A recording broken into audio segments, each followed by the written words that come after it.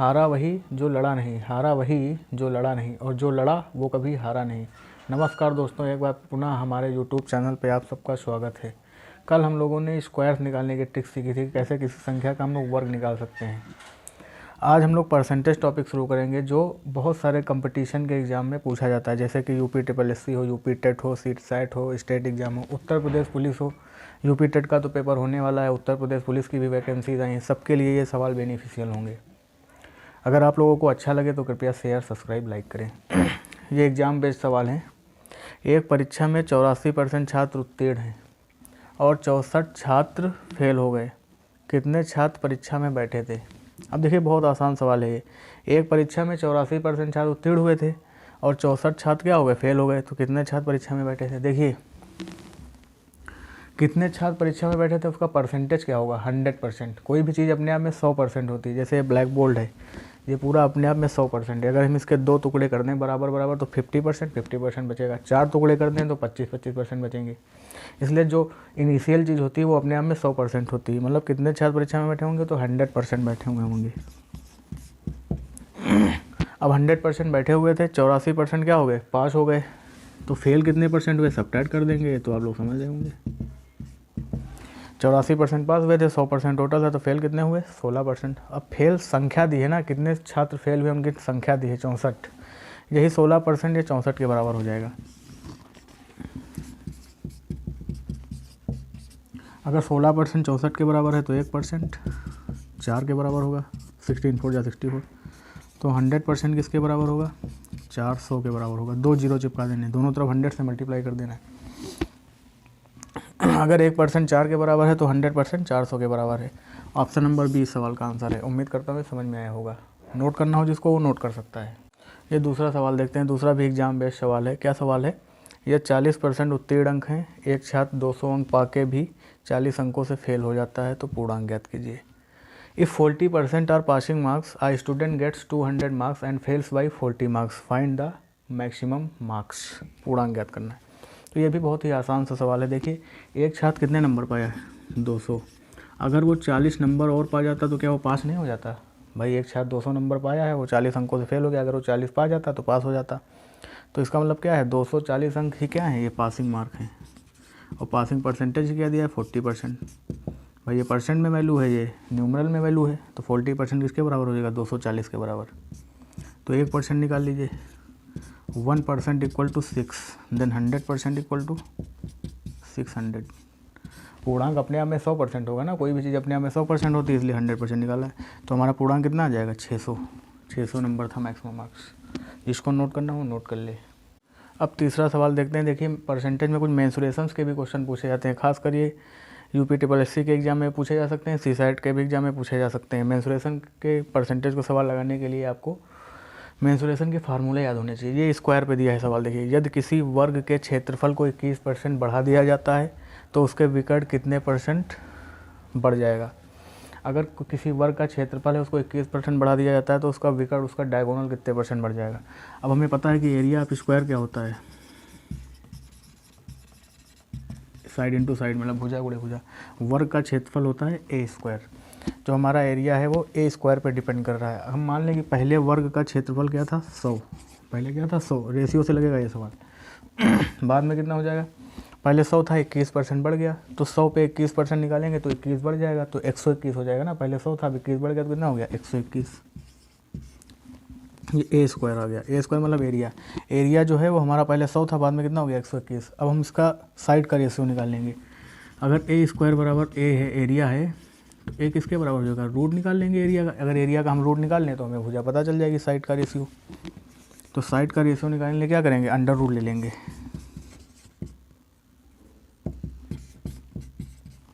अब 100 का रूट क्या होता है? 10। 121 का रूट क्या होता है? 11। मतलब साइड का रेशियो हमारा आ गया। लेकिन इसमें तो डायगोनल के बारे में पूछा है। ये सवाल आप अगर नॉर्मल तरीके से लगाएंगे तो बहुत टाइम लगेगा। एक पेज का ये सवाल है। ऐसे लगाएंगे तो बहुत आसान होगा। देखिए, डायगोनल उस जो वर्ग की भुजा होती है उसका रिलेशन क्या होता है? D इक्वल टू होता है √2a।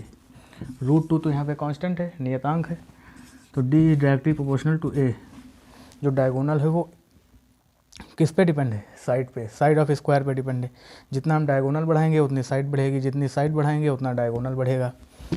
तो डायगोनल का अगर इस रेशियो में चेंज हो रहा है, तो अगर साइड का इस रेशियो में चेंज हो रहा है साइड का, तो डायगोनल का किस में चेंज होगा? इसी रेशियो में चेंज होगा। अभी हमने बताया डायरेक्ट रिलेशन है।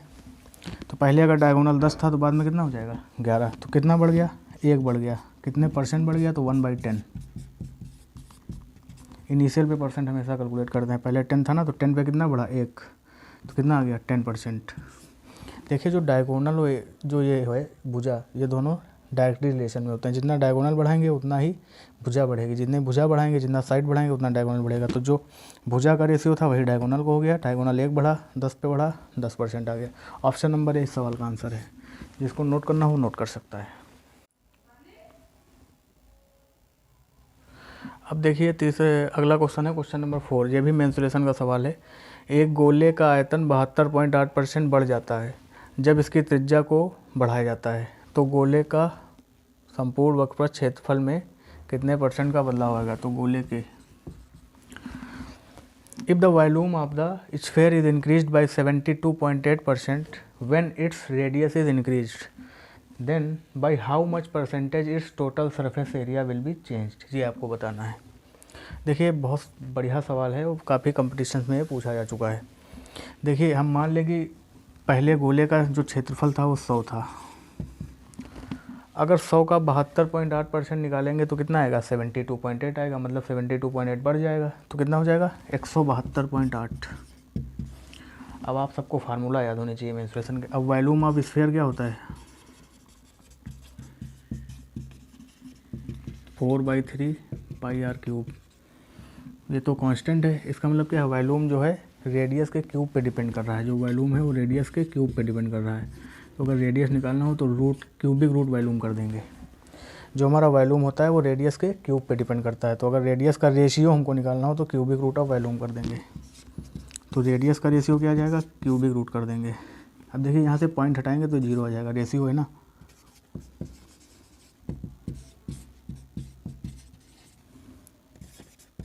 तो 1000 का क्यूबिक रूट क्या होता है? 10। 1728 का क्या होता है? 12। तो हमारी रेडियस का रेशियो कितना आ गया? 10:12। अब देखिए इसमें पूछा है वक्रपथ क्षेत्रफल, टोटल सरफेस एरिया।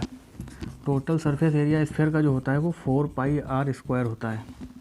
4 तो भैया कांस्टेंट है। तो जो टोटल सरफेस एरिया है वो किस पे डिपेंड कर रहा है? रेडियस के स्क्वायर पे। मतलब हम रेडियस का अगर स्क्वायर का रेशियो निकाल लें तो हमको टोटल सरफेस एरिया पता चल जाएगा। तो टोटल सरफेस एरिया का रेशियो हम निकालेंगे तो कितना आएगा? रेडियस के स्क्वायर पे डिपेंड कर रहा है तो 100/144। 10 का स्क्वायर करेंगे, 12 का स्क्वायर करेंगे तो ये आ जाएगा। अब पहले 100 था टोटल सरफेस एरिया, अब कितना हो गया? 144 हो गया। तो कितना बढ़ गया? 44। 100 पे जितनी वैल्यू बढ़ती है उतना ही परसेंट हो जाता है। तो ये 44% इसका आंसर है। Second option is the right answer. देखिए ये सवाल बहुत ही इंपॉर्टेंट है, काफ़ी एग्जाम्स में पूछा जा चुका है, वो पूछा जा सकता है। उम्मीद करता हूँ कि समझ में आया होगा। ना समझ में आया हो तो डाउट आप कमेंट में लिख सकते हैं। अगर अच्छा लगे, हमारे सवाल अच्छे लगें तो कृपया इस चैनल को सब्सक्राइब करें, लाइक करें, शेयर करें। ठीक है, जिसको नोट करना हो नोट कर ले। देखिए ये एक अगला टाइप है। इस टाइप के भी सवाल आपके एग्जाम में पूछे जाते हैं। क्वेश्चन नंबर 5 जैसे सवाल कह रहा है, चीनी की कीमत 20% कम हो जाती है तो आदमी कितने % उपभोग बढ़ा सकता है अगर वे समान हो। देखिए इसका पूरा मैं आपको कॉन्सेप्ट समझाऊंगा। If the price of the sugar is decreased by 20% then a man should increase its consumption by how much % when its expenditure is same.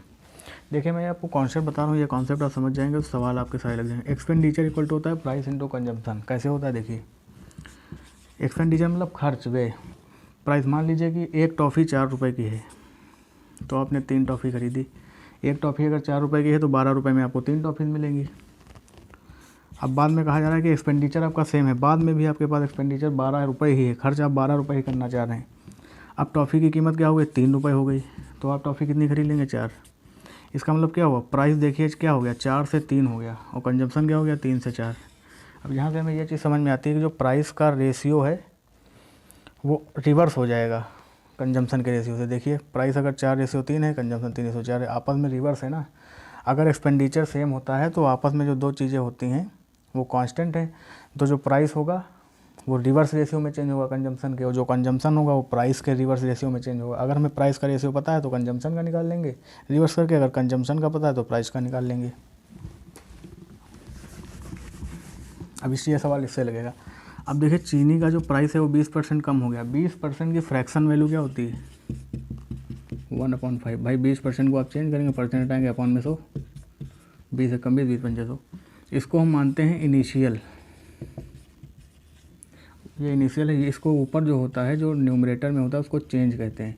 अगर पहले चीनी 5 रुपये की थी तो एक कम हो गई, अब कितनी बची? 4।